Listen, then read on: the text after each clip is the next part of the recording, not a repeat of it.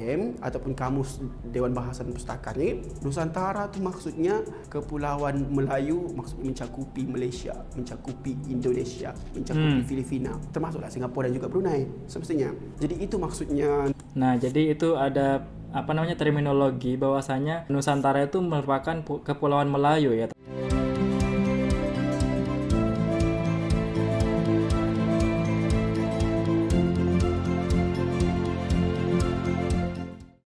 Halo guys, Assalamualaikum warahmatullahi wabarakatuh. Jumpa lagi dengan saya Nazihul Fatah. Apa kabar kalian semua? Semoga dalam keadaan baik-baik saja dan semoga selalu dalam lindungan Allah Subhanahu wa taala.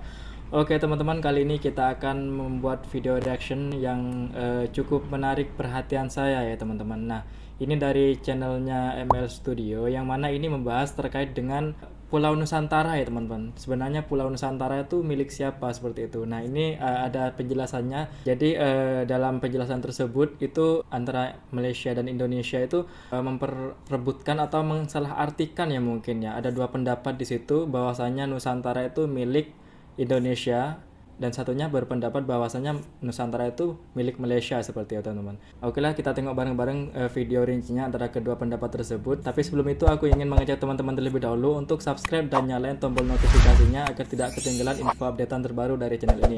Oke lah, tanpa lama-lama dan tanpa membuang masa, jomlah kita tengok videonya. Let's go. Kalau pernah nampak pergaduhan lah kononnya kita boleh katakan antara netizen Malaysia dan juga netizen Indonesia ni macam tidak berkesudahan. Bahkan sekecil-kecil perkataan pun boleh jadi pencetus kepada pergaduhan tu. Contoh macam pergaduhan nasi goreng, pergaduhan cendol. Cendol dari mana? Batik dari mana? Banyak isu yang dipertikaikan ya, oleh banyak banget ternyata ya isu-isu yang digaduhkan seperti itu. Jadi pertikaian klaim sana klaim sini adalah saling mengeklaim satu sama lain ya. Kenapa? Apabila Malaysia termasuk menganggap Nusantara diri mereka juga ini Nusantara, ada beberapa orang rakan-rakan kita daripada Indonesia tak suka. Dianggap macam Malaysia ni pula sahaja nak inklusif dalam Nusantara, padahal mereka bukan Nusantara pun. Kita kena faham dulu Nusantara tu apa maksudnya. Nusantara berasal daripada perkataan Sanskrit. Nusa bermaksud pulau. Antara masih antara lah.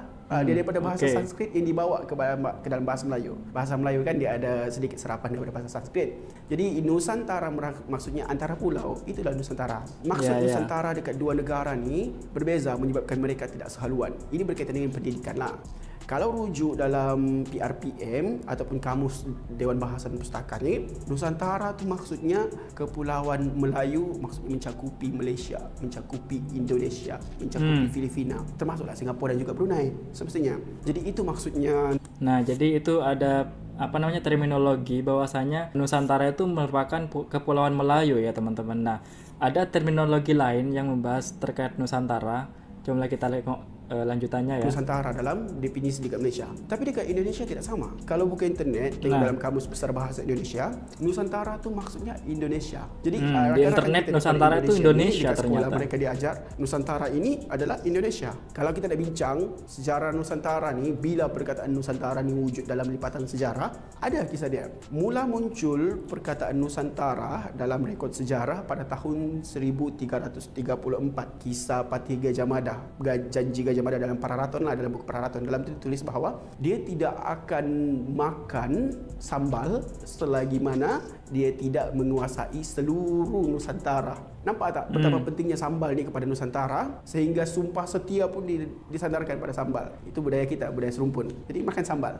Okey. Tapi selepas itu senyap, dalam dokumen-dokumen sejarah tak dijumpa pun terma Nusantara sehinggalah awal abad ke-20 ketika nasionalisme, era nasionalisme dah. Dan Nusantara itu digunakan di kedua-dua Malaysia dan juga Indonesia untuk menentang penjajah. Indonesia dia gunakan istilah Nusantara untuk menentang Belanda. Malaysia pun gunakan Nusantara untuk menentang British. Antara tokoh dia lah, kalau kita dah sebut tokoh macam dekat sini kita ada Ibrahim Haji Yaakob. Dia gagaskan semangat Nusantara untuk menyatu padukan semua Melayu, bukan setakat dekat kawasan Semenanjung ini. Kalau dekat Indonesia pula, kalau kita tengok dalam lipatan sejarah Indonesia pada tahun 1945 selepas Indonesia merdeka, Ki Hajar Dewantara dia kemukakan kepada Soekarno untuk menggunakan menggunakan istilah Nusantara sebagai nama negara Indonesia. Tapi Soekarno tolak. Soekarno tolak sebab dia berkaitan pula dengan pendapat sejarawan Barat. Dia katakan Nusantara tidak sesuai merujuk kepada Indonesia sahaja sebab dia lebih difokuskan kepada kawasan-kawasan pulau di bahagian Hindia Belanda. Jadi Nusantara pada hari ini sebenarnya apa maksudnya? Kalau kita lihat sebenarnya Nusantara, terminologi Nusantara selepas dua-dua negara ini dah merdeka, dia dah berubah maknanya. Bukan hanya merujuk kepada politik dah. Dalam ASEAN pada tahun 2005, Nusantara ini sudah disinonimkan dengan kebudayaan serumpun dekat sini. Kebudayaan serumpun maksudnya budaya yang ada dekat Malaysia lebih kurang sama dengan budaya Indonesia dengan sedikit perbezaan, itu kita sebut sebagai budaya Nusantara. Thailand, Filipina dan Kamboja sekali lah. Cuma yang selalu bergaduh dekat internet ni dua negara ni je. Kan? Kita tak pernah jumpa pula orang Thailand pergi bergaduh pasal terminologi Nusantara ni. Walaupun Brunei sekali pula, Brunei, Singapura, kita tak jumpa mereka bergaduh tentang terminologi ni. Hanya netizen Malaysia dan Indonesia sahaja. Tak tahu apa masalah dua bangsa ni. Itulah. Nah, oke teman-teman, itulah mungkin video reactionnya. Nah, kalau kita tarik kesimpulan ya teman-teman dari dua negara ini, bahwasanya mereka menggaduhin terkait dengan terminologi arti dari Nusantara seperti itu ya. Kalau dari arti terminologi tersebut memang berbeda, cuman kan kita balik lagi terhadap budaya kita seperti itu. Mungkin teman-teman punya pendapat sendiri nantinya terkait dengan arti dari kata Nusantara dan milik siapa sebenarnya Nusantara ini. Mungkin teman-teman bisa komen di bawah ini ya teman-teman. Nah oke, mungkin itu saja video reaction kali ini. Kalau ada salah kata dari saya mohon dimaafkan. Kita jumpa lagi di the next video.